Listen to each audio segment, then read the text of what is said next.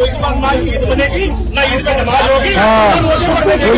चाहे उनकी होली खेलनी पड़े, इस बार होली जरूर खेलेंगे। এই ঈদে রক্ত দিয়ে হোলি খেলা হবে, কোনো ঈদ পালন করা হবে না, কোনো নামাজও পড়তে দেয়া হবে না।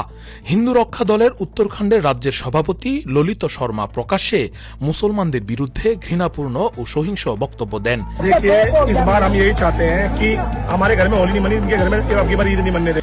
সাম্প্রতিক এক ভিডিওতে তিনি বলেন, এই ঈদে রক্ত দিয়ে হোলি খেলা হবে, কোনো ঈদ পালন করা হবে না, কোনো নামাজও পড়তে দেয়া হবে না। এই উগ্র মন্তব্য সামাজিক যোগাযোগ মাধ্যমে দ্রুত ভাইরাল হয়ে এক উত্তেজনাকর পরিস্থিতি তৈরি হয়েছে। इस बार चाहे उनकी होली खेलनी पड़े, इस बार होली जरूर खेलेंगे। অভিযোগ অনুযায়ী ললিত শর্মা শুধু ঈদের উৎসব বা নামাজ বন্ধ করার হুমকি দেননি, বরং ভারতের মুসলমানদের বাংলাদেশে পাঠানোর এবং বাংলাদেশের মুসলমানদের গণহত্যা করার দাবিও করেছেন। कि यहाँ जितने भी मुसलमान हैं उन्हें बांग्लादेश शिफ्ट कर दिया जाए और बांग्लादेश के जितने भी मुसलमान हैं उनको मार दिया जाए, कत्लेआम कर दिया जाए। बस एक ही रास्ता है, यहाँ के मुसलमानों को भी शांति मिल जाएगी और बांग्लादेश के मुसलमानों को मुक्ति मिल जाएगी। इस घटना का बस एक ही रास्ता है भारतीय सरकार के पास, जितने मुसलमान बांग्लादेश में सबका कत्लेआम कर दे। এছাড়াও তিনি ইসলামকে কটাক্ষ করে অসভ্য ও ঘৃণাসূচক মন্তব্য করেছেন এবং পূর্বের ঘটনাগুলোর সাথে সম্পর্ক রেখে অস্ত্র বিতরণের মতো কার্যকলাপে সমর্থন জানিয়েছেন। कैंसर का इलाज क्या है? कैंसर का इलाज बताओ क्या है? सब किसी को पता है? ड्रग्स है और इस्लाम कैंसर है। पिंकी भैया ने जो तलवारें बांटी है वो ड्रग्स था, सही डोज देनी थी तो दवाई तो देनी थी नहीं देनी थी। तो अब हमें एसीपी डरा, यहाँ मत आना। संकेत भाई डरने की जरूरत नहीं, मेरे पे लगेगा मुकदमा, देख लो मैंने जो भी कुछ होगा।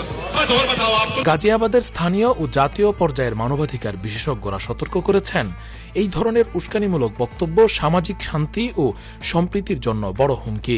বিশেষ করে ঈদের মতো ধর্মীয় উৎসবের সময় এ ধরনের মন্তব্য সাম্প্রদায়িক উত্তেজনা আরও বাড়িয়ে দিতে পারে। ললিত শর্মার নেতৃত্বে হিন্দু রক্ষা দলের পূর্বের কার্যকলাপের মধ্যেও বিদ্যমান ছিল উগ্রতা।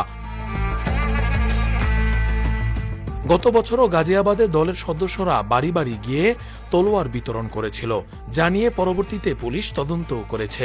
সমাজ বিশেষজ্ঞরা মনে করছেন, এই ধরনের উস্কানি ও অস্ত্র প্রদর্শন ঘৃণার রাজনীতিকে ত্বরান্বিত করে এবং সাম্প্রদায়িক সহিংসতার ঝুঁকি বাড়ায়। সামাজিক যোগাযোগ মাধ্যমে এই ঘটনা নিয়ে ব্যাপক আলোচনা শুরু হয়েছে। প্রশ্ন উঠেছে, রাষ্ট্র ও আইন প্রয়োগকারী সংস্থা কি পর্যাপ্ত ব্যবস্থা নিবে কিনা। বিশ্লেষকরা বলছেন, ঘৃণার ভাষা যদি সময়মতো নিয়ন্ত্রণ করা না যায় তা সহজেই সহিংস রূপ নিতে পারে। ঈদের আগে এই ধরনের উস্কানিমূলক বক্তব্য দেশের সামাজিক ও ধর্মীয় ভারসাম্যের পরীক্ষা হিসেবে দেখা হচ্ছে। সাধারণ মানুষ, বিশেষজ্ঞ ও নীতি নির্ধারকরা এখন একমত যে ঘৃণার রাজনীতি থামাতে শক্তিশালী আইনি পদক্ষেপ ও সামাজিক সচেতনতা অপরিহার্য। রাকিবুল ইসলাম রইস, ফেস দ্য পিপল।